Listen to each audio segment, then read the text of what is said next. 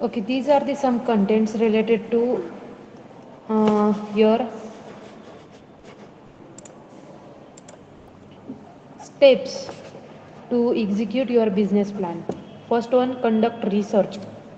Research conduct करण्यामध्ये काय काय येतं तर एक कस्टमर फाइंड आउट करणं आणि competitive analysis. Competitive analysis means काय असणार आहेत त्यामध्ये, मार्केटमध्ये सध्या ट्रेंड कसला चालू आहे आणि त्यानुसार आपल्याला बिझनेस प्लॅन कोणत्या टाईपच्या प्रोडक्टसाठी डेव्हलप करायचा आहे.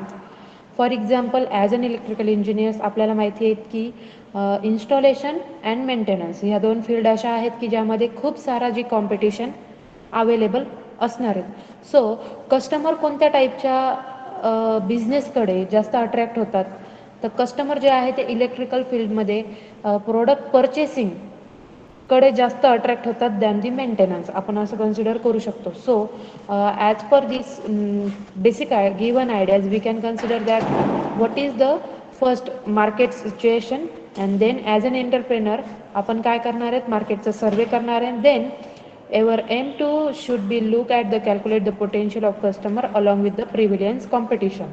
So both these facts if the combined together will bring out the best result and will definitely give you small scale business a competitive edge.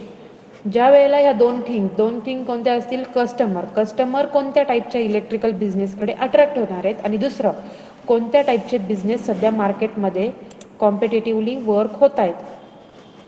Okay, so that is the your first aim to find out. Okay, मग finding customer मग कसे करणार आहेत तुम्ही, ह्या दोन गोष्टी जर करायच्या आहेत तर कशा करणार, कस्टमर फाइंड आउट कसे करणार. The sole purpose of any small business is to increase the growth.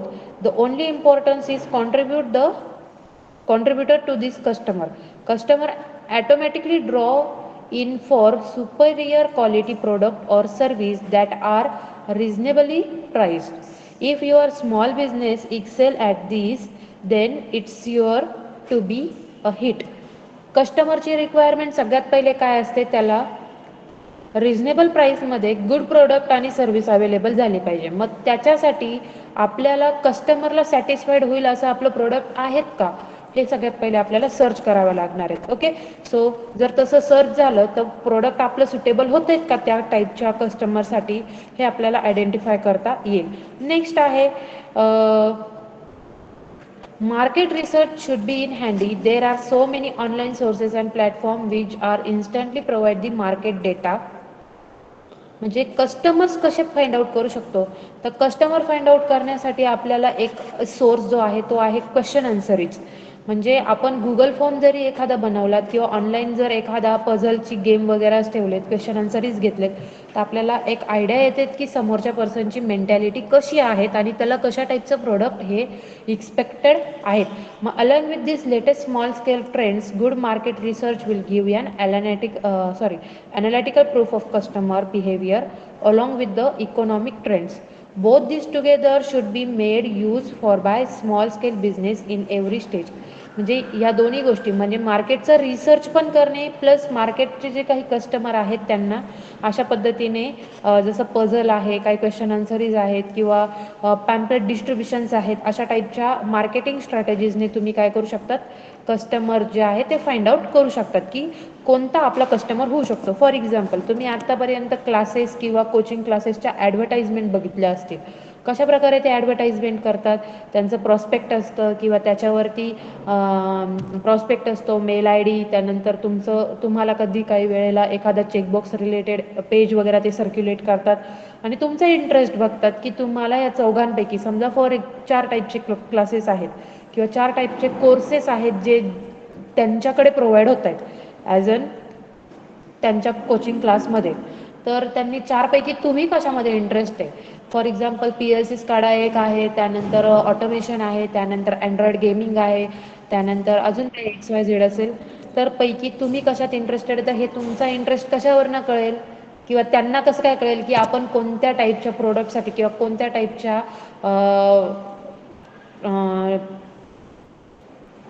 सब्जेक्टसाठी actually class घेतला पाहिजे किंवा ॲक्च्युअली प्रोडक्ट लॉन्च केलं पाहिजे, तर ते तुमच्याकडनं आलेल्या रिप्लायवरती कळेल.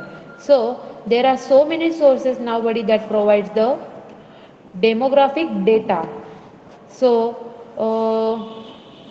every small scale entrepreneur must make use of this, as taking the informed decision will cut the risk factor by half. बरोबर आहे. समजा डिरेक्टली जर मी ॲज अ किंवा एखाद्या इंडस्ट्रीने किंवा एखाद्या वॉट एव्हर जो कोणी असेल एंटरप्रेनर, त्याने एंटरप्रेनर म्हणण्यापेक्षा आपण इथे एक छोटे एक्झाम्पल घेतलं, कोचिंग क्लास किंवा एखादं जे काही असतील, फॉर एक्झाम्पल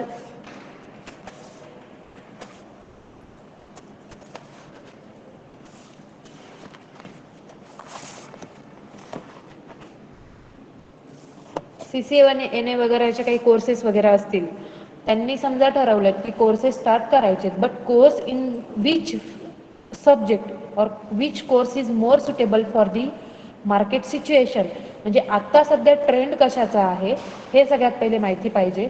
त्यानंतर ट्रेंड झाल्यानंतर त्या आपल्याकडे कोणती अशी क्वालिटी चांगली आहेत आणि समोर कस्टमर्स म्हणजे जे स्टुडंट्स आहेत त्यांना काय रिक्वायर्ड आहेत.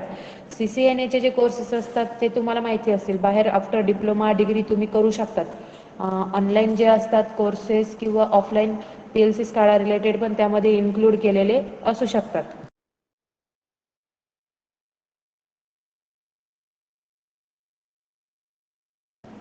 अल्सो नेटवर्किंग मेंटेनन्स ज्या काय आहेत थिंग्स त्यामध्ये पण त्या इन्क्लूड केलेल्या असतात.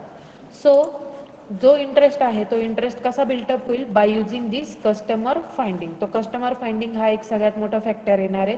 So some ideas, the demand of the product और service can be calculated, the population interested to purchase to the product or service, the location of potential customer, competitive price in the market, the the competition in the market and the saturation level.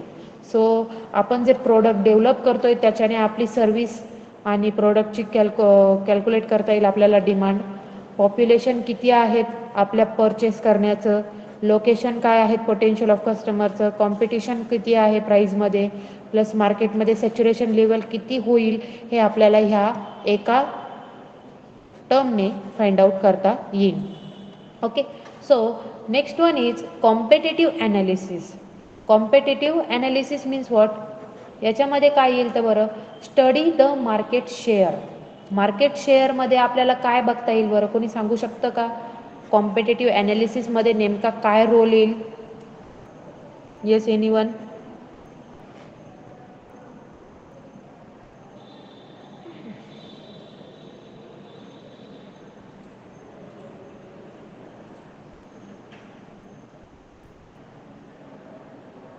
Yes, बोला बोला पटकन.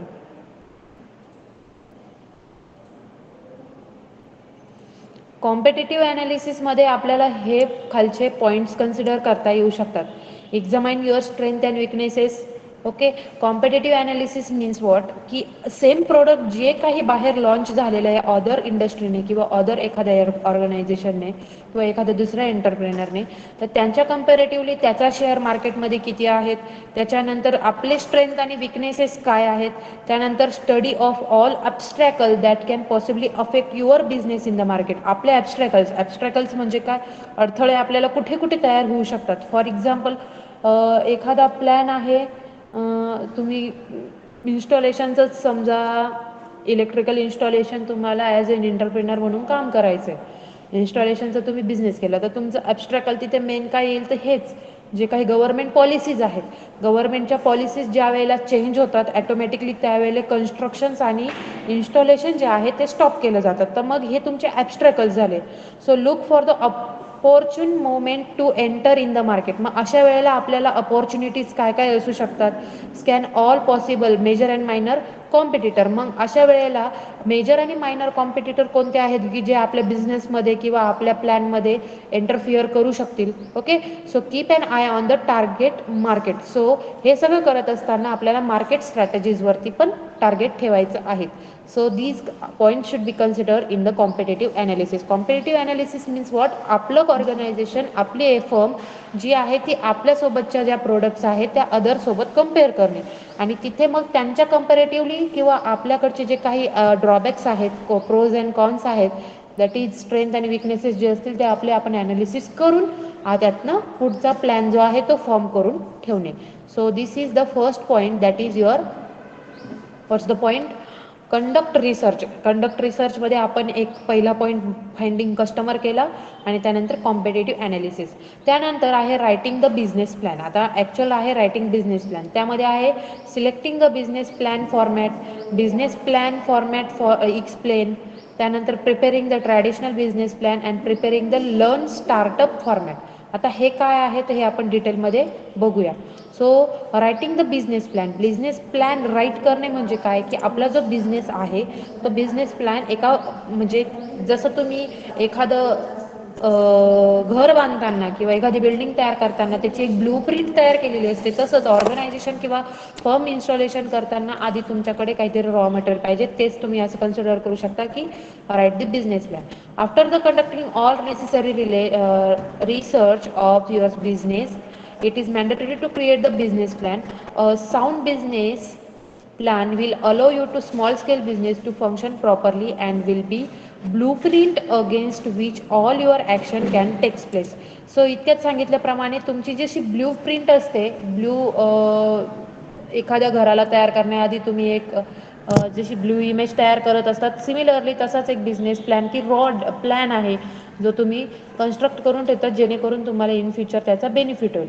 So good business plan is reflective of any key element that make your small scale business. तुम्ही मॅनेजमेंटमध्येही शिकत असाल, मॅनेजमेंटमध्ये आपल्याला step wise एखाद्या प्रोसिजरला जर जायचं असेल तर आपल्याला पहिले प्लॅनिंग, ॲक्शन किंवा प्रोग्रामिंग जरी करत असताना किंवा एखाद्या पर्टिक्युलर टॉपिकची आपण प्रोग्रामिंग करतोय किंवा प्रोजेक्ट करतोय इंडस्ट्रीमध्ये, तर प्रोजेक्ट करताना थ्रू द एक्झिक्युशन सगळ्यात पहिले बॉटम लेवलला आपण काय करतो, basic concept analysis, then planning, then coding, then implementation, असे स्टेप वाईज प्रोसिजर जे आहेत ते तुम्हाला इथे इम्प्लिमेंट करायच्या आहेत. So good business plan is reflective of the key element that makes your small scale business. Building a good business plan is the perfect structure against all potential investors will able to decide on whether or not to fund on your business. तुमचा business काय आहे हे at least तुम्ही ज्या कंपनीकडनं किंवा ज्या funding स्कीमकडनं funds घेणार आहात त्यांच्या स्टेकहोल्डर्सला माहिती पाहिजे. तर ते कळण्यासाठी तुमचा बिझनेस प्लॅन हा क्लिअर असला पाहिजे. बिझनेस प्लॅन म्हणजे काय की जेव्हा तुमचा बिझनेस प्लॅन प्रिपेअर्ड होतो त्या बिझनेस प्लॅनवरनं ठरतं की तुम्हाला किती अमाऊंट तुमच्या फंडमध्ये इन्स्टॉल म्हणजे ॲज अ कॅपिटल इन्व्हेस्टमेंट म्हणून केली पाहिजे, हे तुमच्या जे कोणी स्टेकहोल्डर असतील ते डिसाईड करतील. So it acts as an form of portfolio for your small business. जसं तुम्ही एखादं एज्युकेशन लोन जरी सँक्शन करायचं असेल तरी तुमची प्रोसिजर काय असते की तुम्ही नॅशनलाइज बँकेमध्ये जातात, तिथे तुमचं काय आहेत फी स्ट्रक्चर वगैरे ते सांगतात. फी स्ट्रक्चर दाखवल्यानंतर तुमची फॅमिली इन्कम किती आहेत, after completion of your graduation तुम्ही ते लोन फेडू शकतात की नाही, हे सगळं जे आहे हे एक प्रकारचं प्लॅनिंगच आहेत. आणि then execution is your sanction loan. Similarly इथे पण तुम्हाला सेम प्रोसिजर फॉलोच करतील आणि तुम्हाला त्यानंतर फंडिंग स्कीम अप्लाय होईल जर तुम्ही बिझनेस प्लॅन प्रॉपरली केलेला असेल तर. It is the single very potential tool to bring to use and it useful to rope in both employee and investor. Means what, business plan जर तुमचा एकदम clear असेल तर तो ॲज अ एम्प्लॉई जो असतील, एम्प्लॉई म्हणजे तुमच्याकडे काम करणारे जे लोक आहेत ते, आणि इन्व्हेस्टर जे त्यामध्ये फंडिंग करणार आहेत, हे दोघांसाठी पण काय होतील एकदम टायअप केल्यासारखं असणार आहे. So highlight the importance of business plan model, the statistics per CV insight. Okay, just skip that point.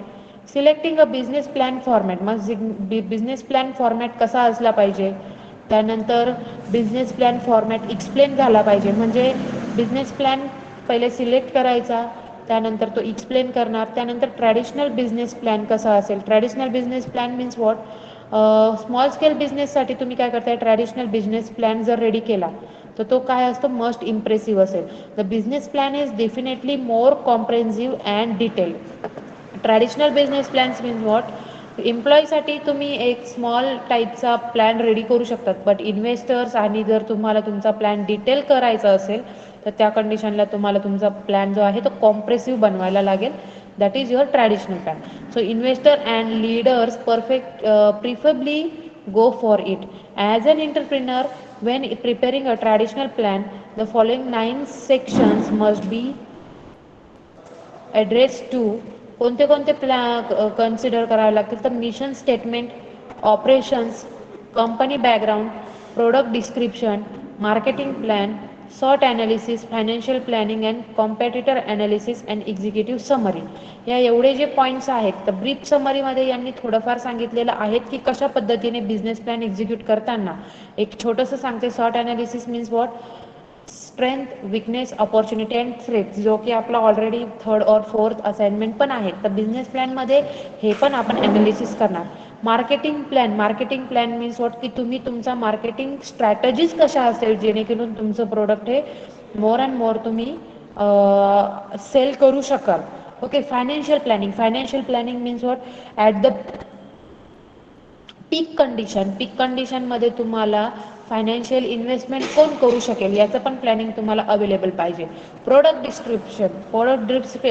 Description means what, काय प्रोडक्ट तुम्ही डिझाईन केलं आहे आणि काय त्याचं आउटपुट असणार आहे, तर त्या प्रोडक्टचं कम्प्लीट डिस्क्रिप्शन पण तुमच्याकडे प्लॅनिंगमध्ये अवेलेबल पाहिजे.